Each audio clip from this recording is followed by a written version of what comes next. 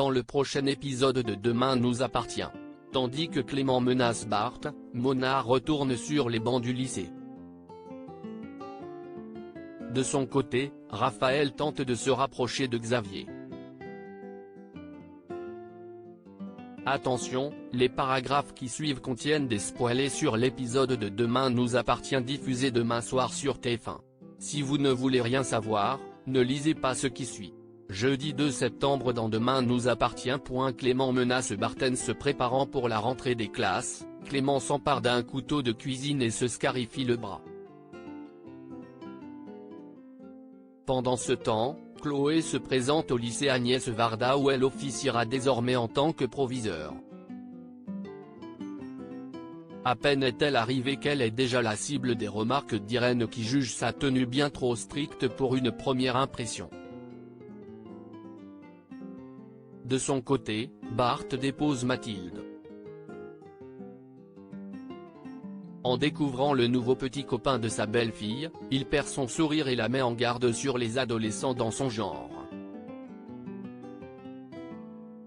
Toutefois, Mathilde est amoureuse et s'empresse de rejoindre Clément. Au moment où le couple s'embrasse, Garance débarque au lycée.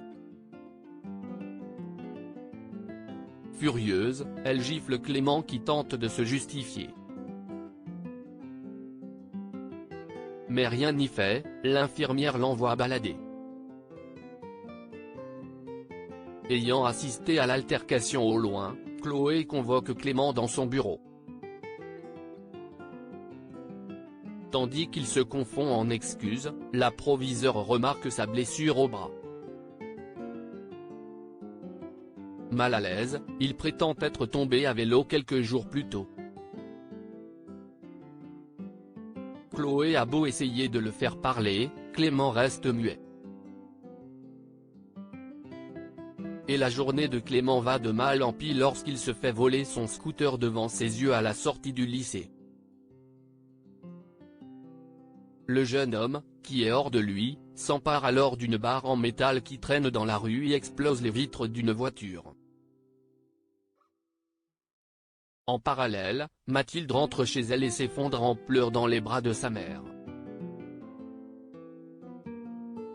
En colère qu'on lui ait fait du mal, Bart part à la rencontre de Clément et lui ordonne de ne plus s'approcher de Mathilde. Cependant, ce dernier n'a pas l'intention de se laisser faire et signale au fils de Flore qu'il sait des choses à son sujet qu'il pourrait balancer. Mona retourne sur les bancs du lycée. Mona s'est levée plus tôt que d'habitude, ce qui n'a pas échappé à Georges qui ne cesse de lui poser des questions. Si elle prétend devoir aller faire des courses, Mona retourne en réalité sur les bancs du lycée pour passer son bac. Sur place, les élèves la prennent pour un professeur et les enseignants pour une parent d'élève. Une fois la situation éclaircie, Mona retrouve Irène pour remplir son dossier post-bac.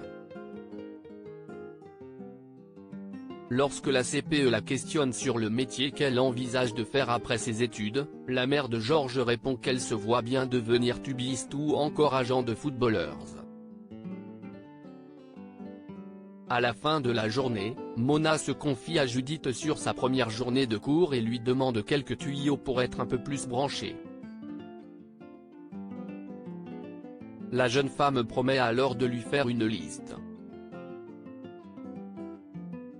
Raphaël tente de se rapprocher de Xavier en accompagnant ses filles au lycée. Raphaël les questionne sur Chloé.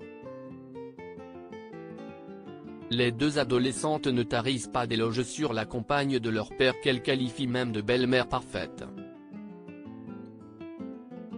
Par la suite, Raphaël rejoint Xavier à la paillote.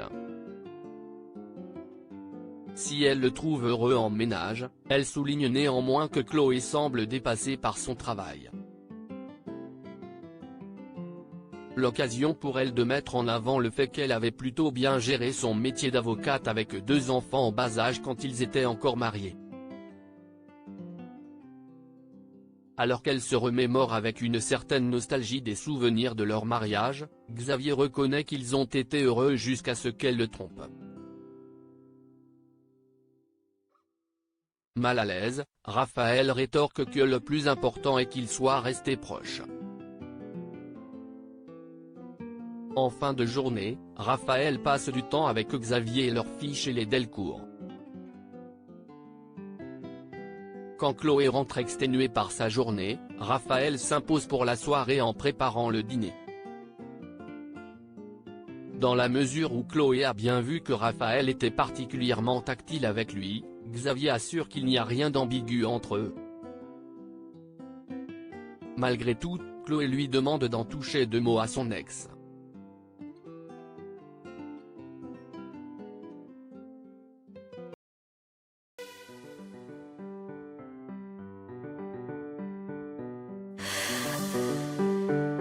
나